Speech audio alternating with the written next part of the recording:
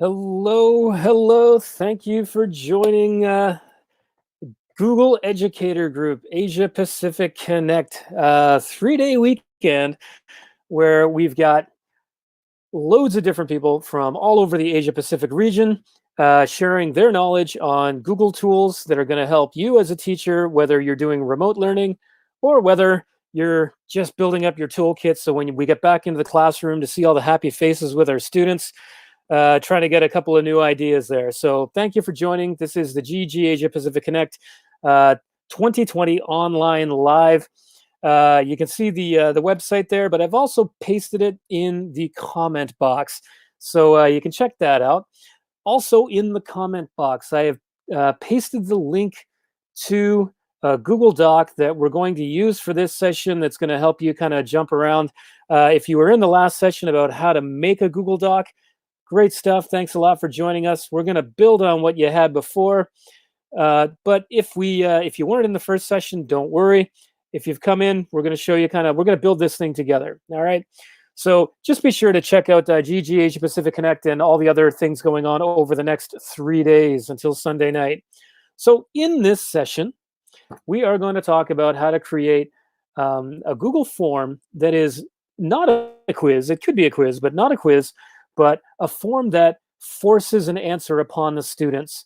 And we're going to do it in such a way that it's kind of a game, right? It's kind of like gamification where the students have to use Google search to find the answer, right? Find the response. And we'll tell you how to do that in a moment. Uh, Before we do, this is being broadcast from Google Educator Group Nagoya here in central Japan.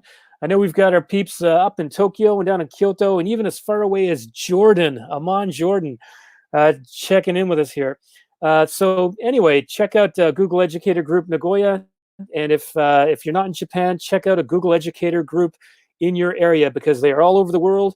And this weekend of events is coming at you from GEG Asia Pacific. Quick little bit about myself. My name is Nate. I am actually a classroom teacher, so all the things that I do with you in sessions like this online or live or face-to-face, whatever you want to call it, I do in my classroom, okay? I am a diploma program history teacher and I'm a middle years program individuals and societies teacher. For those who aren't IB, that's IB speak for social studies. I do educational technology consulting as well, which is probably a big reason why I am here with you tonight. Now, before we really get going, since most of us probably in this broadcast are physically distancing, probably teaching online, probably not going out a lot, which is the right thing to do. Keep ourselves safe as well as others. But it is Friday night, and it's a good chance to have a little bit of a relax. So as you're on the broadcast, feel free to have a tipple, get some wine or whatever it is, and we're going to get rolling. I've posted in the slide in the comments the slide deck. We'll double check on that in a moment, just for people coming in late. But you can get this slide deck and everything with it by using that tiny URL. And there is a how-to guide also. If you want to learn how to do a lot more with Google Forms, then you can check that out, and it shows you with animations how to go step by step. So again, the aims of the session, similar to the last one, is how to set up a basic Google form. We're going to show you how to create a kind of form maybe you haven't made yet. This one is a gamified kind of thing where students are practicing research skills. And also, if you have ideas, please put them in the comments in YouTube. We've got, hey, Georgina, again, all right, great to see you. Put your comments, put your ideas, right? What are you doing with Google Forms? So we've gone through the quizzes, but now we're going to look at research skills, right? Something kids of all ages really need to learn, right? And adults as well. We got to keep practicing, right? So we're going to go through a sample activity that requires researching with keywords to find specific information. I'm only going to go through the beginning of this with you because it is a rather long example, and I'd rather build this with you. Okay, so we're going to just look at a couple of responses so you can get an idea of how it looks. Okay, so first, you can either use that Google Doc I told you about, which I'll repaste in a moment, or just click on this link right here if you already have the slides deck open. So let me very quickly copy the Google Doc here, and let me put it in Yeah. Let me just make sure I got the proper link for you. So if you click on the document, sorry, the link that I've just posted, it's going to give you here. We're going to focus on session 2. We're going to start by actually looking at this one, or actually the Google Forms Halloween activity form. Um, and when you tap on that, and let me just point out too that the how-to slides deck is right there as well. Uh, People in the call too, if you are a technology coach, kind of like Georgina, who's in here, anything like that, go ahead and copy the slides, use it for your own stuff. I don't need credit and all that kind of stuff. If there's anything useful, just take it and use it.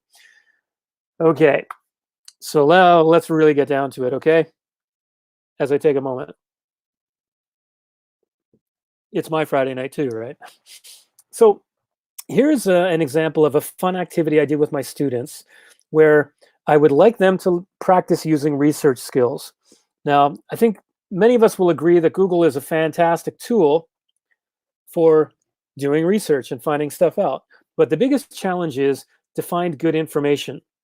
Now, to be honest, this example isn't really about finding the best information. It's more like a scavenger hunt. But if you craft your questions well enough, you can really challenge them to find deep, deep information. But that, of course, depends on the age of your students. Now, I did this with a group of grade 9 students, and I was pretty surprised how quickly they did it. I thought I knew them well enough, but they um, they had their challenges, but they actually had the good skills. So one of the focuses you want to do, you want to have is using the keywords, like really understand what is the heart of the answer you want them to get. Because with these Google Form quizzes, before they can move on, they've got to have an exact answer, okay? So this is good for reviewing terminology and things like that, and or using critical thinking skills like what keywords are going to help me find that answer. So before we move on to this, actually, yeah, we're going to start with this. I want you to notice too that this is set up so that students must answer the questions on the page before they can move on. And that's how this whole thing works. It's a challenge. Now, the tough part is if they get stuck and they really are stuck, they can't move on. But that's a reason why it's good to do this within the class, right? Or if you have an online class where kids can try it and then check in with you if you're teaching remotely. So let's see. All right. So I always get my students to work in pairs for this. It's always nice to have them kind of work together. So this is a Halloween quiz, but it's about really the history and the origins of Halloween. We all love Halloween, right? Worldwide, but how much do we really know about it? So I put the first thing in. What are the names? It's a required question. You see by that little star, the asterisks in red. All right.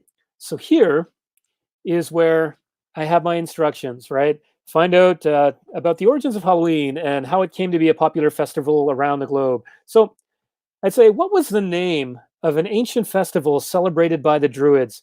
And so when you craft your question, what you want to do is make sure you give them enough information so that they can find it, but not necessarily find it that easily. Now, when I do this, I have like some tough questions and some easier ones kind of things. So they got to think of ancient festival celebrated by Druids. Yes, they'll probably copy and paste that like I did, but I put that into my Omnibox or search. Okay, we have an easy one right here. Now, they do have to read a little bit. Oh, I'm seeing the words Samhain and Samhain, right? So it's traditional Irish. So there's an example of how you can use some basic search skills, right? Now, in this case, I just did the copy and paste and it worked, right? And that is deliberate, by the way. I always start easy and then kind of move on and make it a little bit more challenging. So here's the thing, though. I want you to notice that in my instructions, I've put one word, first letter is capitalized. That's also a little bit of a hint. And the thing is, if I don't spell it correctly and I tap that in, it doesn't move. I don't go anywhere. I have to, did I even spell that correctly? What am I doing here? Come on, Selene. Yeah.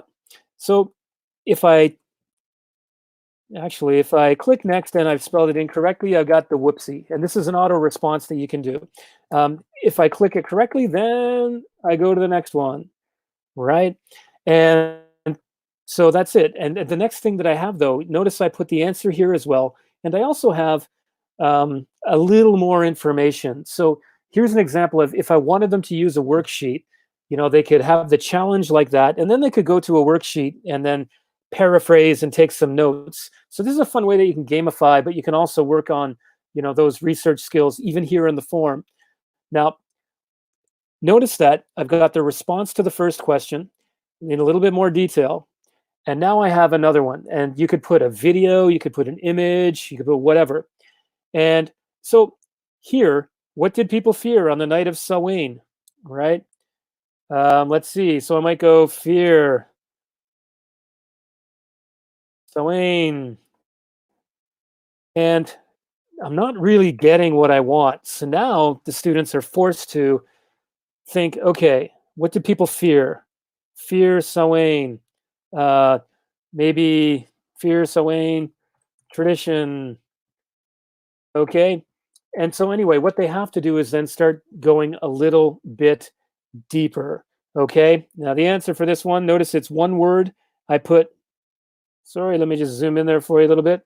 So what do they fear on the night of Samhain? It's one word, it's plural. And if you're a Westerner and love Halloween like I do, and you notice I have a few little things in here, ghosts and goblins and things, but the answer for this is actually ghosts, right? And so then I have a little bit more of an explanation on what ghosts are, and then I move on to the next question. And you go on and on and on. And the way it ends is a little note that says, congratulations, you've just done the challenge. But you see how you can get them to search for things on Google search. Now, Google search and how to use Google is a whole different, 1 hour, 2 hour workshop that we're not going to do right now. But you could work in, finding things in the news, finding things in a video, or finding images that have that one thing in it. It depends on how you craft your questions, right? And keep in mind, you could also put some links in here if you would like, right? So the question is, how do I set up my Google form to do this? That stuff looks really awesome, you ask, or you say, right? So I would like you now to go back to this slide deck, or not the slide deck, sorry, to the form here. And if you tap on this, text for Google Forms Halloween, I've given it to you right there. All right, so you can copy this. I have a nice Google Earth project that takes you on a tour where you can learn about Halloween with Google Earth. Going to show you on Sunday. Actually, I won't. I'll show you something different. Now, here's one thing that I want to highlight. Okay, and I'll wait until people kind of get on the dock. I know you got YouTube open, but we'll give you a moment, and I'll take one myself. Right. I notice I'm kind of dark right here. I don't think how's that? A little bit better, maybe. Okay. So I'm pulling this up so you can just do some copying, pasting of text just to to try this out for yourself, but also to give you a suggestion. Now, when you create a Google form, I always think it's better to get your questions ready and made first. And there's a couple of reasons. Number one, you get it all in one place in a Google Doc, and then you can just cut and paste, cut and paste, cut and paste, and it goes a lot more quickly, right? Another thing too is if you're using, for example, multiple choice quizzes, if you put them all in one place, then you can use them for Google Forms, and then, sorry, Google, cover your ears. You can use them for like Kahoot, Quizzes, Quizlet, and all that. So if you put all your text into a doc, you've got multiple places that you can use it, right? So now what I'd like you to do, now that you've got access to this, hopefully, is go to Google Drive. Now, how do you get to Google Drive, you say? Just in case there's some people not sure watching this video, either in the broadcast or after. When you open Gmail, okay, you've got your inbox, and you want to go up here to what is called your apps launcher, right? It's got Google Apps. You're going to tap on that, and you're going to choose Google Drive, right? Just like getting in a car. And if you have a folder where you organize and you want to put things, then click in and go to your folder. Now I've got a folder I'm using for this, so I'm just going to tap in. And this is the folder I'm going to use, Forms Session. So find the place where you want to make your Google form. Keep yourself organized. Otherwise, later on, you're going to go nuts trying to organize yourself. And right up here where it says New, that's where you get all of the different apps. So you're going to click on New. You're going to come down to this wonderful little thing called More. And then you're going to scroll over to Forms. And you could choose a template. I prefer blank forms, so I'm going to do that myself. So I'm going to click Create and Share. And then I'm going to drag my form next to my text. I think that's my text right there. Yep. So you can always edit everything later. So for me, I'm just going to put Halloween because I'm going to use the same text for you, right? And give a description. And again, I can't type. Just checking out, see if we've got any questions or anything in here. All right, folks, go ahead and share your ideas with each other in that chat box. It's a wonderful thing.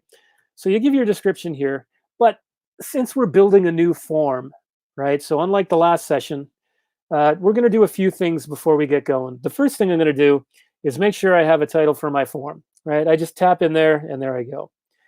The second thing I'm going to do, I'm going to go up to my gear wheel, my settings, and I'm going to decide whether I want to collect email addresses or not, okay? Now, if you're making a Google form quiz, this is the slider that you need to use to make it a quiz. And I think I didn't point that out in my last session. Bad me. It's because I talk like a machine gun. So if you're making a quiz, that's where you do. If you're thinking about how it looks to the students, right? Do you want a progress bar? If it's 10 questions, just remind them that 7 questions are done. Okay, I'm almost there. I'm getting stuck, but I'm almost done. I can do it. So you could show the progress bar if you want. Now, if you don't want students helping each other in the class or groups or pairs helping each other, you can shuffle the order of the question, right? And that way they're all on something different. And you can show a link to submit another response if they want. I'll take that out because this is a quiz. They're not going to do it again.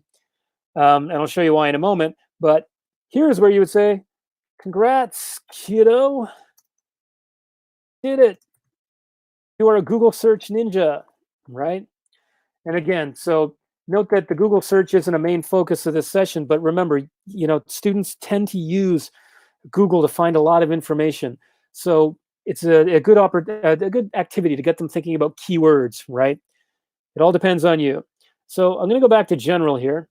And maybe you want to collect the email addresses, right? Maybe you want response receipts sent out to the students. After they finish, they get a thing that says, yes, well done. Here are your responses. You might choose one response. You might allow them to edit.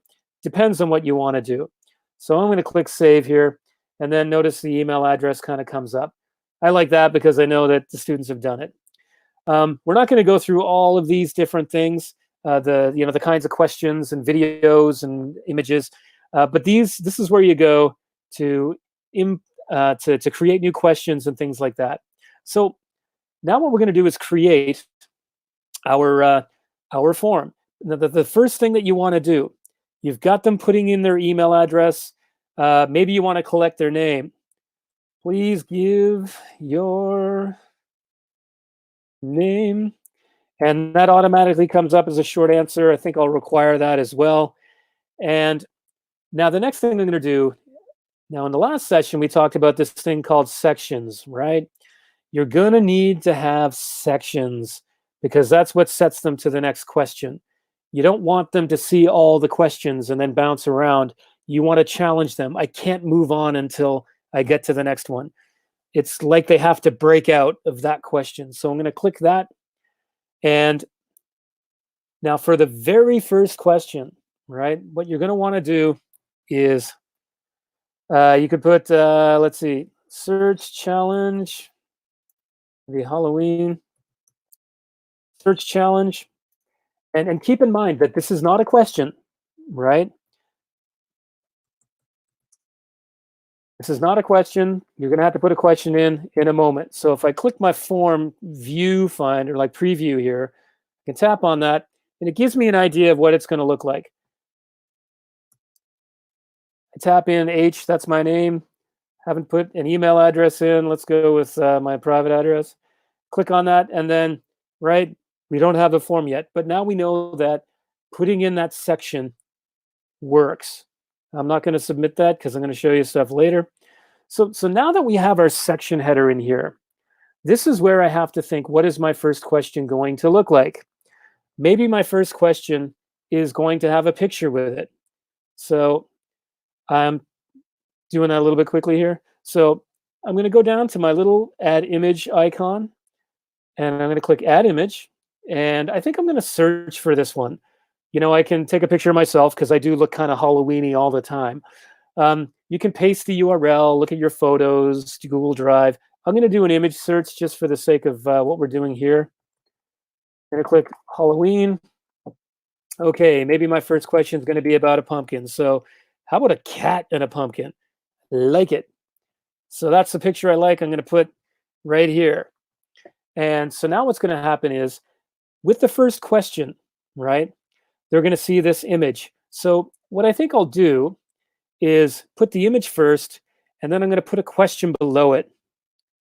And I'm going to put where, let's see, why were black cats associated with witches? Witches, not witches. Okay. Now I don't want a multiple choice answer. What I want is a single answer, right? I'm going to go with a short answer. Now I hope you're with me here, okay? Because this is where the magic begins. Now I'm going to click required and take a moment to pause. Now we're on Tokyo Craft, by the way. So if you want, you can put some support tests. So in fact, the next thing that we have to do is go down to these three little dots, right? And I'm going to tap. If you want to give a description, you can do that. But what we really want to focus on is this one right here, response validation. So I'm going to slow down for a moment, say it again, response validation. Three dots, response validation. What this does is force the exact answer on the user or the student. Now, we're not quite there yet because you got to put some more information in, right? So here you notice a number. Now, it could be a number that, you know, if your answer is, you know, maybe a math teacher, or maybe there is a particular number that you're looking for as an answer.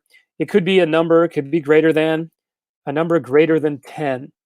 So then you could give some custom error text, which means whoops, or no, that's a mistake. What we don't want to do, though, for me, my purpose, I don't need numbers. I want to go to, now I'm going to go over here and see where it says number, but you notice we've got arrows here, right? I'm going to tap on that, and I'm going to choose, you would think that it would be text, but I'm going to choose regular expression. And then I'm going to go next here, and do you see how that changed to the word contains? So then I'm going to choose match it. And then I've got to choose the exact word. Why were black cats associated with witches? Not really the best question, but just for the sake of time for people watching here, sorry, I'm going to say bad luck. You know, they were bad luck, you know, that kind of thing. But that's a pretty generic, you know, not a good answer associated to the question. But this is where I think I'm going to put some help text, right? And remember, go down here to your three little dots. Whenever you see three dots in a Google app, it's your friend. The dots are your friend. So I click on description, and I'm going to write 2 words, comma, let's see, all lower case. So that the students know that the answer is 2 words, and they're all lowercase. If B was capitalized, I might say the first letter is uppercase of the first letter of the first word is uppercase, right? So I'm kind of curious, what's that going to look like? So I tap on my viewer. This takes us down to the beginning, so I'm going to do the same thing again. Going to go to my next question. And okay, so this is where I'd have the description of the whole quiz kind of thing. And here's the first question. And I've got my black cat, and it says, "Why were black cats associated with witches?" And so I have to put my answer in, right? Notice down here, so I could put bad luck, um, but notice here I've just got the chance to submit. But no, that's not right. I want to do a few more questions. I want to do a bunch of questions, right? So I'm not ready to have students submit it yet, but this is what you have to do. After that first question, you have to add another section. Okay? Now this is what you do though. What I do is simply write the response. Yes, they were considered bad luck. There's a number of things that black cats were considered, for bad luck. They got along with the devil and all that kind of stuff. But anyway, yes, they were considered bad luck. And in here, where the description is, that's where I would go and copy and paste. Just for the sake of time, I'll grab that one. Excuse me. That's where I copy and paste that extra text, that little bit of extra learning, right? So when they get to section 3, then they see the answer. Yes, they were considered bad luck, right? Bad luck, lowercase, bad luck is up here, right? Notice when I go in, it's double check. I just have to tap in to double check or edit. Yes, it was bad luck. Okay, good. So remember though, this whole thing right here is simply, a section header. So now I have to put in my next question. So let's go really quick here. Okay, so I've chosen to add a question. I'm going to say, what was the Druid festival? Like we said earlier, I'm going to choose short answer again. Now it could be multiple choice, and it just has to be correct, right? The exact one. I'm going to make it required because you don't want them skipping ahead. I'm going to choose a description, and I'm going to say one word, uppercase. Sorry, I'm going to say first letter is uppercase. And then I have to, again, go right back to my 3 little dots because dots are your friend, right? And I'm going to choose again, response validation, response validation. You can make a song out of that. Response validation, response validation. All right. So, and then again here, we want to go to regular expression. You would think it would be text, but when I've used text, there's always been a bit of a problem, right? So I've gone with a regular expression, and now, of course, it says contains. I want to choose matches, okay, and I'm going to put make sure you get your spelling right on this too, right? And let's put some, custom error text. Oopsie daisy. Or will we be whoopsie daisy? See, I'm trying to be cheeky and it's just totally messing me up here. I should quit while I'm ahead. So, so now it's like the Druid Festival. What was it? And so I want to remember that I want to put in my section titles after every question. And so, yes, the Druids. And then I would put my text about the Druids and all that other kind of stuff that gives a little bit more learning.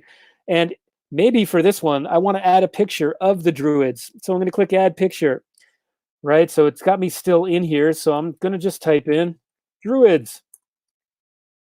Let's see. There's some modern day Druids. Let's go with, let's go with these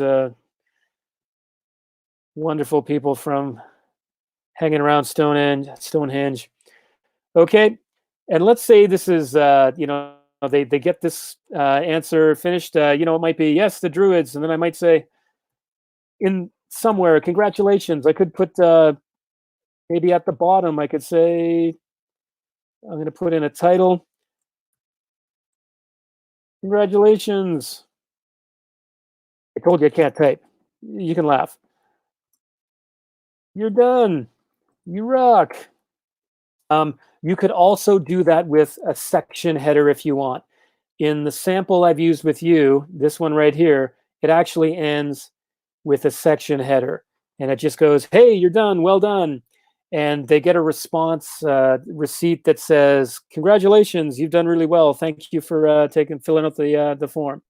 So let's say I put in my 15, 20 different questions I want to put in. No, I would never give them 15 or 20 questions. I've made that mistake in the past. So I want to test it, see how it looks.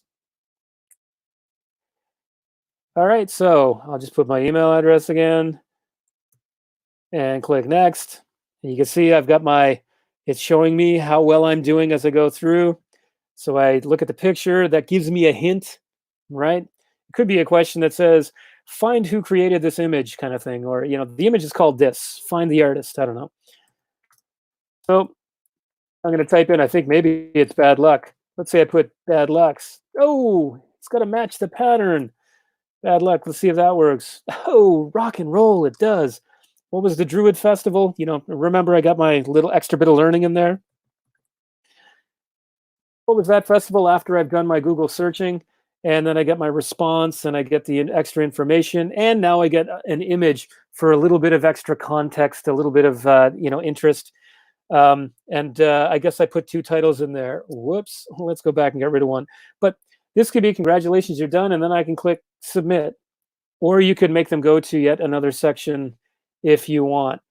Let me go back to here though. What have I, look at that. Right, I'm going to delete that. I'll tap into it, click my trash can. Okay, now I'm safe. So now the thing is, before you share it with people, all right, you want to make sure you edit, make no mistakes. I always have 1 or 2 little ones in there, no matter how anal I am. But you probably want to think about spicing it up a little bit, right? So just to point out, you've got your palette where you can customize your theme. You can upload an image. So in this in particular, you don't have many options. I always upload a photo that I think is best.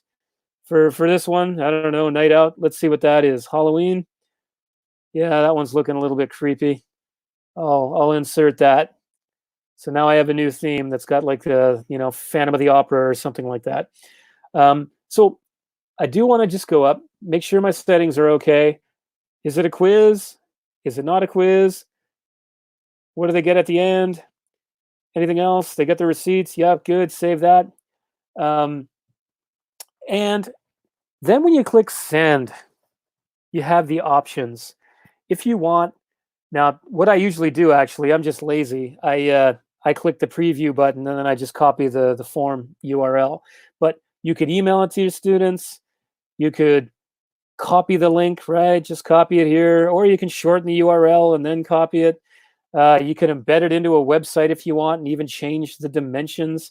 And of course, you've got the good people at Facebook and Twitter that would send it out on social media for the whole world to see and enjoy, right? So essentially, that is how you create an activity where students have to leave the form, do a little bit of research. Maybe you're going to give them a form and have them use a textbook, right? Great for flipped classroom tutorials. Oh, wait, I see flipped classroom tutorials. Yeah. And not surprised that there's familiar faces in here. Thanks, Wayne. Yeah, complaints department song. Woohoo.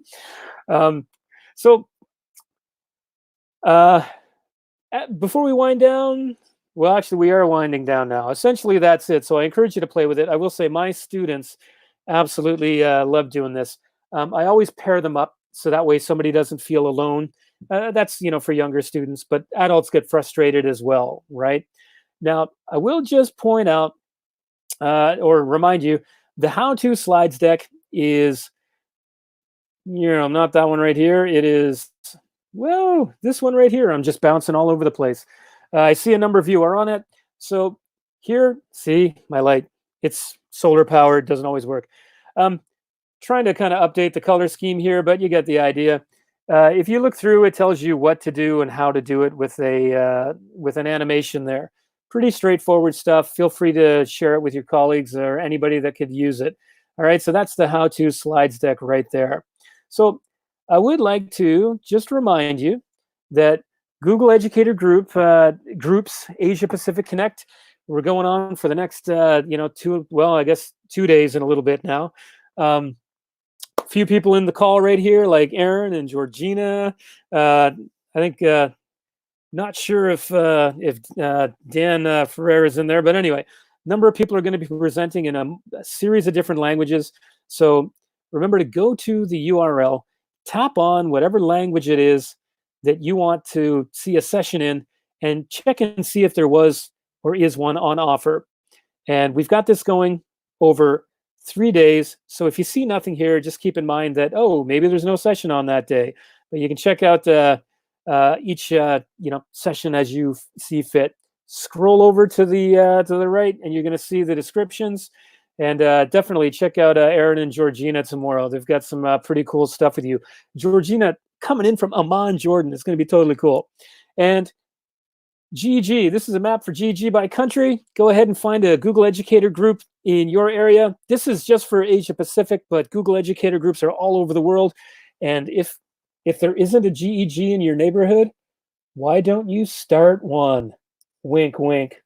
Anyway, that's it for today. We're all done. Thanks a lot for jumping in. Go out and have some fun with the Google Forms. This video link will be live on YouTube forever and ever. Thanks for tuning in, everybody. Really appreciate it.